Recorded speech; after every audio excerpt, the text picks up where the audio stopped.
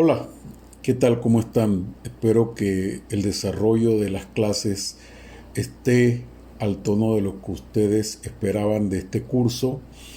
Hoy vamos a empezar con el derecho de autor, que tiene que ver con el registro de obras literarias, artísticas. Pueden ser coreografías, pueden ser un documental, puede ser un videojuego. Pero antes de entrar a esa parte importante, vamos a conocer un poquito de la historia del derecho de autor. Se dice que en Inglaterra las imprentas conocidas como papelerías formaron una organización colectiva conocida como Compañía de Libreros. Era una organización muy reducida y muy exclusiva en el siglo XVI, que se le dio la facultad de exigir la inscripción de todos los libros legalmente impresos en sus registros, pero solamente lo podían hacer los miembros de esa compañía de libreros. Esto lo que significaba era que la empresa de libreros alcanzó una posición totalmente dominante sobre la publicación en Inglaterra de libros, que en ese momento era cuando comenzaban. Recuerde que la imprenta viene en 1400 y tanto. Entonces, 1400 y tanto es el siglo XV. En el siglo XVI, Inglaterra tenía sus propias normas, no así como lo dice la parte histórica, Escocia e Irlanda. Pero su monopolio, de la compañía de libreros, quedó acabado totalmente en 1694, siglo XVII, cuando el Parlamento inglés no renovó el poder a la compañía de papelerías o compañía de libreros. Es importante saber que en 1707, siglo XVIII, los parlamentos de Inglaterra y Escocia se unieron como consecuencia de la unión anglo-escocesa. Ese nuevo parlamento fue capaz de cambiar las leyes en ambos países, y una pieza importante que le da principios de la nueva legislación fue la Ley de Derechos de Autor de 1709, también conocida como los Estatutos de la Reina Ana. Se trataba de Ana Estuardo, reina de Escocia, a partir de que la reina Ana entra en vigencia en 1710 y fue la primera ley de derechos de autor del país, o sea, Escocia. Su título completo era Ley para el fomento del aprendizaje, al otorgar la propiedad de los libros impresos en los autores o de las copias a los compradores de estas durante los tiempos mencionados en la misma ley. La entrada en vigor del Estatuto de Ana en abril de 1710 marcó un momento histórico en el desarrollo del derecho de autor. Se trataba del primer estatuto del mundo de los derechos de autor y se le concedió a los editores de un libro la protección legal de 14 años con el inicio de la ley. También se le concedía 21 años de protección para cualquier libro ya impreso en ese momento. El Estatuto de Ana tenía un gran enfoque social, más amplio y con más competencias que el que hablamos hace un momento, que era la compañía de libreros. Es importante destacar que el eje central del Estatuto de la Reina Ana era un bien social, quid pro quo, para alentar a los hombres a aprender a componer y escribir libros útiles. La ley lo que hacía era garantizar el derecho finito, un derecho con un fin en un tiempo específico para imprimir y reimprimir las obras. Se estableció un pacto pragmático entre autores, libreros y el público. El Estatuto de Ana terminó con el antiguo sistema por el que solamente la literatura que cumplía con la censura y las normas administrativas de los libreros podía aparecer impresa. La ley, además, creaba un dominio público para la literatura, ya que antes todo el material pertenecía a los libreros de forma permanente. Es decir, no había un fin es decir, no había un fin específico en una cantidad de años.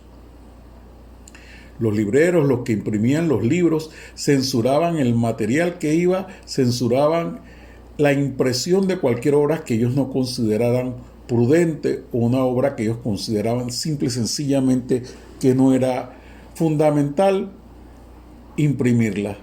Y ellos gozaban de las regalías de forma permanente. No había fin, no había dominio público de la obra en ese momento. Es importante destacar que hoy en día el dominio público es una de las garantías fundamentales de la Ley de Derecho de Autor de la República de Panamá y de otras posiciones. Es también importante destacar que las características del Estatuto de la Reina Ana Estuardo, reina de Escocia, justifican el calificativo de regulación de comercio.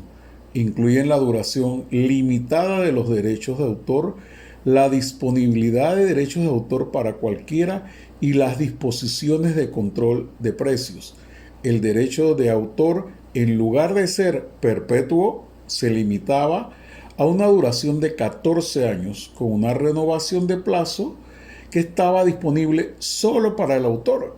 Y si ese solo para el autor estaba viviendo al final del primer periodo. Finalmente, en un caso conocido como Midwinter versus Hamilton, los libreros de Londres consiguieron el retorno a la ley común del copyright e iniciaron un periodo de 30 años conocido como la Batalla de los Libreros.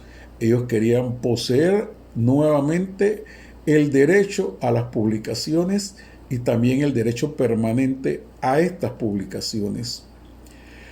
Por otro lado, en Francia, por su parte, la Revolución de 1789 abolió los privilegios existentes y los decretos de 1791 y 1793. Se inicia un reconocimiento a los autores de los derechos de autorizar o prohibir la representación, y la propiedad era la más sagrada y personal, y ello posibilitó la elaboración futura por vía de jurisprudencia del derecho moral, derecho de divulgación y reivindicación de la paternidad, respeto a la obra y retractación. También es importante que hablar de hitos en la historia del derecho de autor. En 1883 se firma el Convenio de París para la protección de la propiedad intelectual. Era la primera vez, y vale la pena destacarlo, que se daba importancia a la propiedad intelectual de una manera muy diferente de lo que se había hecho anteriormente con los libreros, los estatutos de la reina Ana. Recuerden que estamos en 1883 y da la casualidad que en 1886, 3 años después, se firma el Convenio de Berna para la protección de las obras literarias y artísticas. Recuerden, 1886. Y ese 1886, cuando se firma el Convenio de Berna, ese convenio todavía está vigente. Se han hecho actualizaciones, se han hecho modernizaciones, pero es el convenio, igual que la Declaración de Independencia de los Estados Unidos allá en 1776, que se mantiene vigente. Y es un hito en la historia del derecho de autor. ¿Qué es lo que busca el Convenio de Berna? El Convenio de Berna postula 3 principios bien importantes. 1. Las obras originadas en alguno de los estados contractantes podrán recibir en cada uno de los demás estados contractantes la misma protección que estos otorgan a las obras de sus propios ciudadanos. La protección, en segundo lugar, ante cualquier cambio posible en las producciones en el dominio literario, científico y de artes plásticas, que son formas de expresión. Y por supuesto, en tercer lugar, estaban los derechos morales sobre la obra. Se mantenían la existencia de los derechos morales a los que todo autor tiene derecho. Entonces, en ese Convenio de Berna, los países europeos lideraron la consolidación de un convenio multilateral que rigiera las relaciones de los países en materia de protección de las obras del intelecto humano. El 9 de septiembre de 1886 fue cuando se firmó este convenio de Berna, que hoy por hoy se constituye en el convenio internacional, como decía hace un momento, más importante de protección para las obras literarias. ¿Cuándo se ha revisado el convenio? El convenio se ha revisado en diferentes momentos: en Berlín en 1908, en Roma en 1928, revisión de Bruselas en 1948, en Estocolmo 1967 y la última revisión se hizo en París en 1971. En el caso del convenio de Berna, es importante destacar, hemos hablado de 3 elementos, pero el elemento más importante era el principio de trato nacional, que sostiene que cada Estado miembro de la Convención dará a los ciudadanos de otros Estados miembros los mismos derechos de autor que les dio a sus propios ciudadanos. Panamá es un país que ha firmado el convenio de Berna y Panamá está obligado a los mismos tratos. Si viene una persona con un producto, una coreografía que registra, tiene que darle a esa persona que viene de Suiza, precisamente donde está Berna. Si viene de Suiza, tiene que darle los mismos elementos que le da a los ciudadanos en la Ley de Derechos de Autor de 2012. Igualmente, esa Ley de Derechos de Autor de 2012 es aplicable cuando vamos a Berna, a Suiza. Allá las leyes que le dan a sus ciudadanos en derecho de autor tienen que dársela a los panameños. Ese es el problema, no es el problema, ese es el convenio de reciprocidad entre las personas que firman este convenio de Berna. Igualmente, una de las reglas mínimas más importantes es la duración de los derechos de autor. Esta duración iba a ser en principio en un mínimo de vida del autor de más de 50 años. Otra regla importante de mínimos que establece el convenio de Berna es que los derechos de autor surgen con la creación de una obra y no dependen de ninguna formalidad como lo es la inscripción del registro público. En Panamá nosotros tenemos que registrar la obra, pero en caso de un problema nosotros podemos sustentar que esa obra es nuestra si tenemos las pruebas. En el momento en que se firma el convenio de Berna, algunos países exigían el registro de derechos de autor, y cuando el Reino Unido aplica la Convención de Berna en la Ley de Derechos de Autor de 1911, tuvo que suprimir su sistema de registro en el Stationery Hall, que era el hall de los libreros o era la asociación de libreros que habíamos hablado o que hablamos hace unos minutos. El convenio de Berna se centra principalmente en que los autores son la figura clave en el derecho de autor y el propósito declarado de la convención es la protección de los derechos de los autores sobre sus obras literarias y artísticas, en lugar de la protección a los editores y otros agentes en el proceso de difusión de las obras al público. En toda ley de derechos de autor, como vamos a ver nosotros en la ley de octubre de 2012, el derecho de autor se centra principalmente en el autor. En el caso de las obras audiovisuales, cuando llegue el momento, vamos a ver quién es el que tiene el derecho de autor: el director, el guionista, el productor. En asuntos legales va a haber una de las 3 figuras, pero por ahora les dejo en el momento para ver si así se emocionan y leen la Ley de Derechos de Autor de la República de Panamá.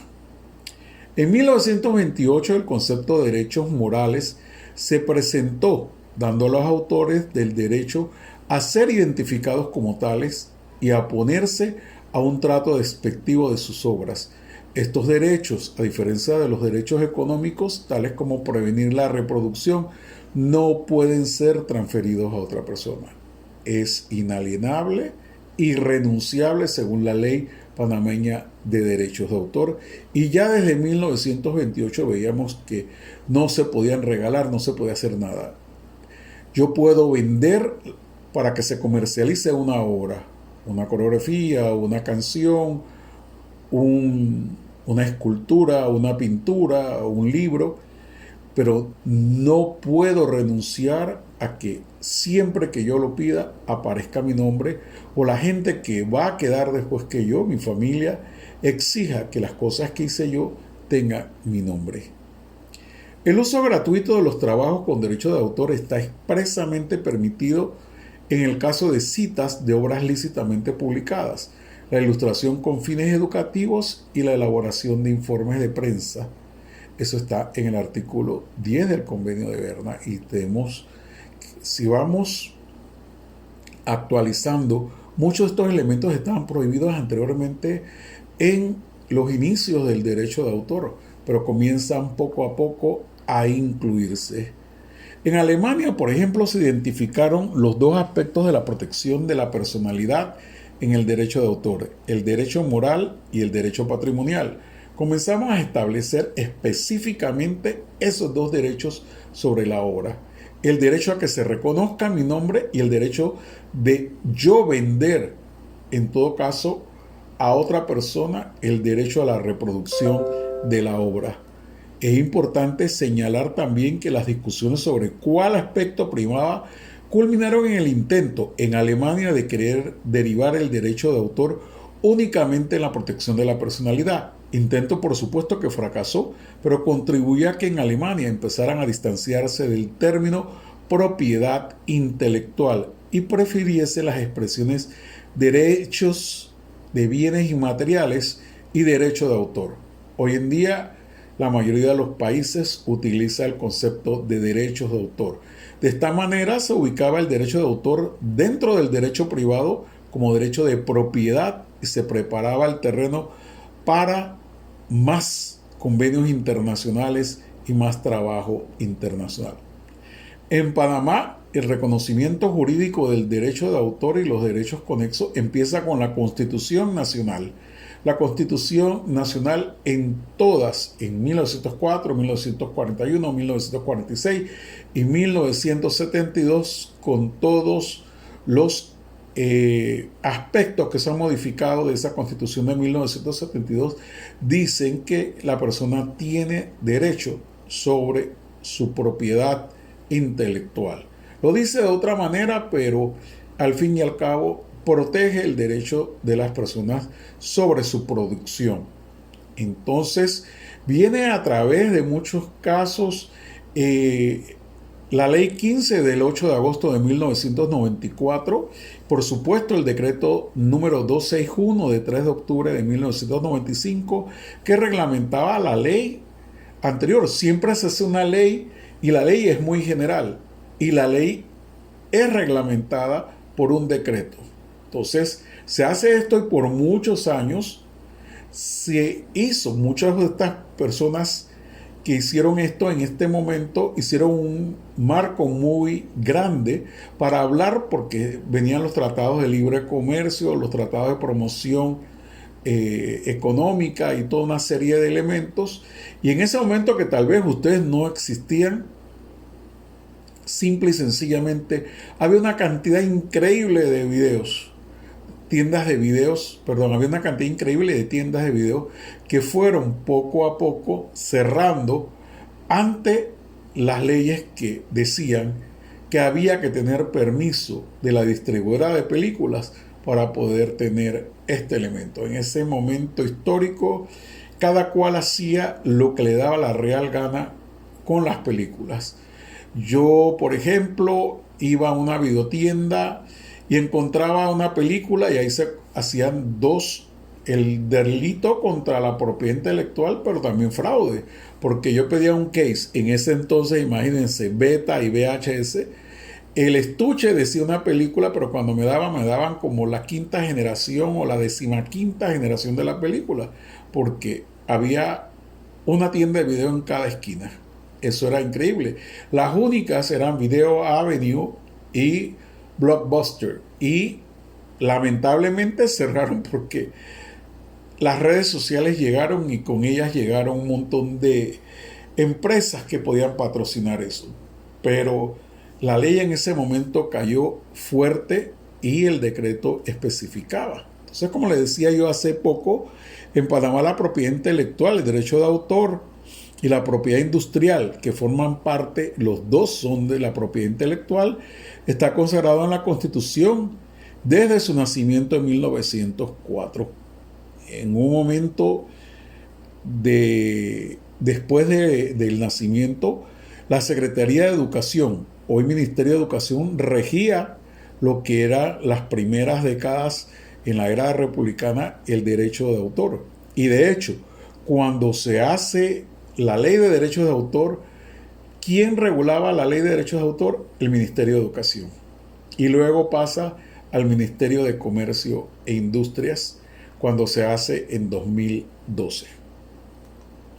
Es importante señalar que la evolución de las constituciones políticas en Panamá y las labores fundamentales de convivencia democrática siempre han mantenido un respeto por lo que es el derecho de autor, más que la propiedad industrial. La propiedad industrial se respeta, sí, pero por leyes, por decretos. Y en la Carta Magna de 1994 siempre se hizo y se mantuvo este elemento, y en todas las constituciones que vinieron luego. Cabe señalar que en la ilustración están viendo una imagen de un pabellón. Miren la hermosura de edificios que teníamos. Eso se hizo para el aniversario del descubrimiento, entre comillas, porque ya no había nada que descubrir. Ya los indígenas que poblaban Panamá ya conocían el Océano Pacífico, así que no creo que se haya descubierto nada si ya era conocido. Se hizo una feria internacional y se hicieron pabellones hermosos, como estos que están con cúpula y todo. Después fueron destruidos. Los edificios que quedaron son el de la Gobernación, el de la Procuraduría, al lado de la Plaza Porras. Están también la Embajada de España, que en ese momento eso era su pabellón, y la Embajada de Cuba, que ha recibido algunas modificaciones en su estructura. Pero todo el que tenía un pabellón que representaba un país se quedó con ese elemento. Esto es parte de la historia de Panamá. Y entonces nos hace recordar siempre que en esas décadas, eso fue para 1914, porque era para abrir en el 13 y no se pudo, pues estaban atrasados en esta feria internacional, y se hizo en 1940, pero después fueron echados abajo estos edificios. El Código Administrativo de 1917, en su título quinto, se refería a la propiedad literaria y artística como parte del derecho de autor.